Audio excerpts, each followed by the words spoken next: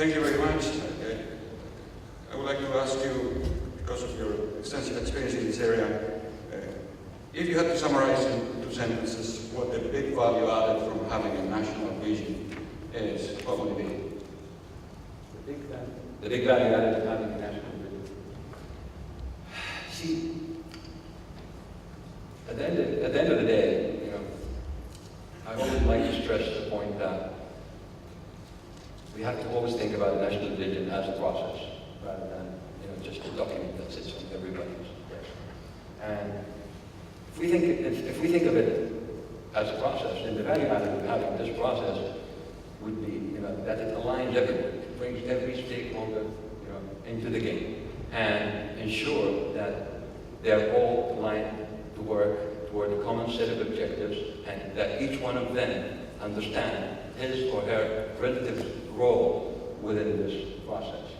So the alignment, and the cohesion that the process creates is extremely important. Thank you. Thank you, sir. Our next speaker is Mr. Ali.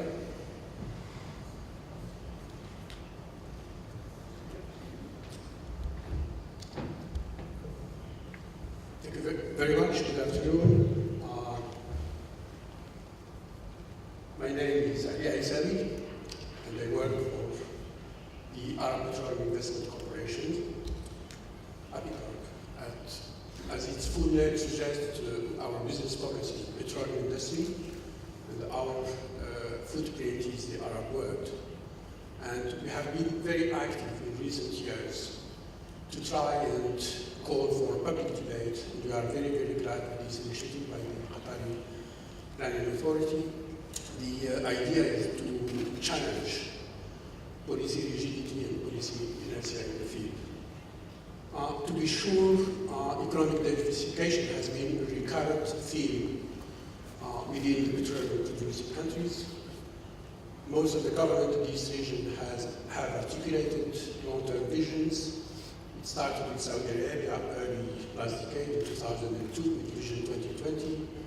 Then, most recently, it was followed by most of the others: Bahrain, Kuwait, Qatar, the United Arab Emirates, and probably also Oman, Vision 2030. In all their diversity and specificity, the basic principle underpinning these visions are sustainability, competitiveness, and social equity or social justice. The ultimate goal is to transform limited and renewable hydrocarbon or petroleum resources into sustainable development and prosperity. So this begs the fundamental questions: what paths to the journey to that destination, on the journey to that destination? In other words, what policies and what implementation strategies, and what are the enablers and what are the handicaps? Most of this issue has been covered so far. I'm not going to repeat, but what I'd like to do is to give different perspectives, slightly different perspectives, starting with the anomalies, imbalances, and vulnerability. You all know now how these countries are dependent on petroleum. They are heavily dependent, both in terms of value added in GDP, roughly 50% for the GCC, in terms of export share, roughly 90%, and most importantly, in terms of fiscal revenue, about 80%. And this has dramatic consequences. If you look only at the producers' vulnerability or oil price in terms of fiscal impact, John Page this morning had highlighted the issue of fiscal policy, which is really at the heart of the government policies. And you will see that despite having accumulated net assets during the uptrend in the oil market, countries in the GCC, which is the blue line, the high income cluster, their policy have remained policymakers. And these have indeed exacerbated the fluctuation in the economy.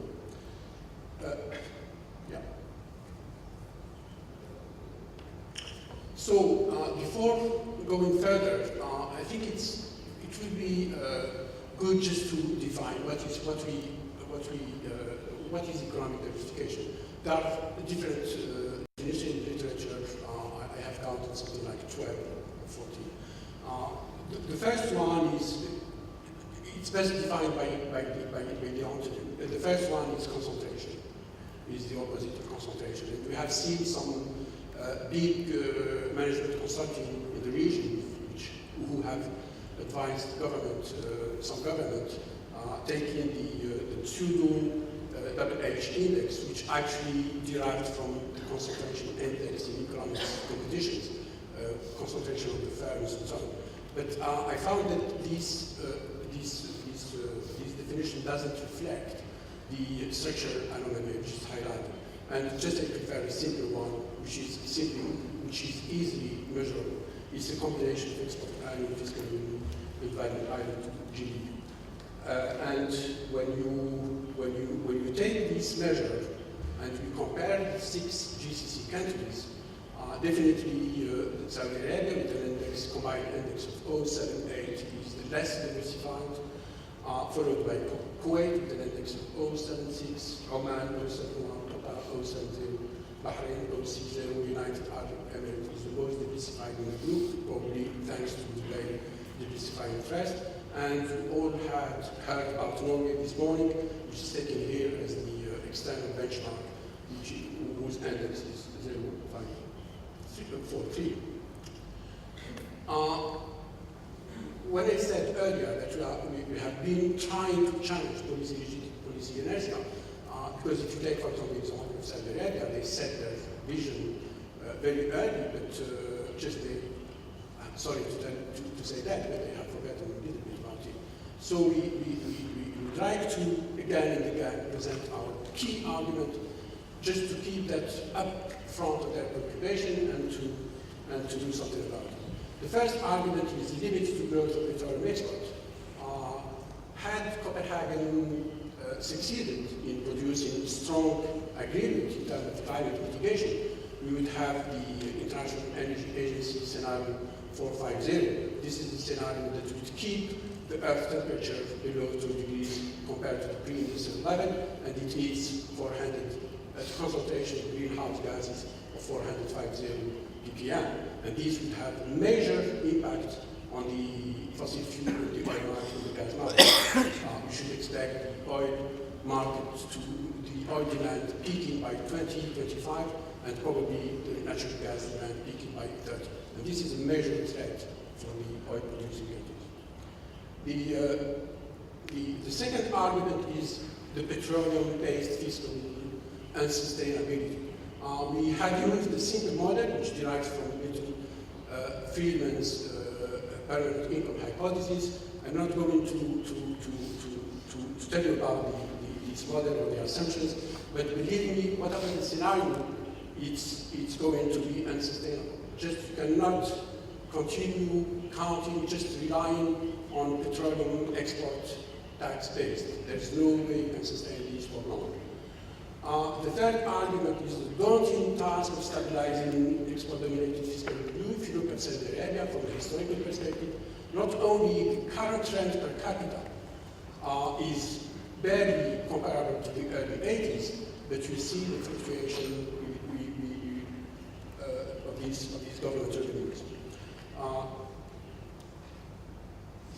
I got a problem just with the, here we are. There are some stabilization arguments, of course. The first one is to try and balance the oil market, and this is left to OPEC, and within it, the major producer, Saudi Arabia, with some success, but most of the time it fails. The second argument is moving price through hedging, but you cannot expect big producers to enter the future market just if they are too big for that market. And the third one is smoothing income using stabilization funds. Most of the countries have stabilization funds. If not, they've got liquidity tranche within their sovereign wealth fund. They have used it, but as I said earlier, their fiscal policy remains pro-cyclical. The fourth and probably the strongest argument, and it has been highlighted this morning, is the inability of the dominant petroleum sector to create sufficient jobs. Just for the simple reason this sector contributes to 50% of GDP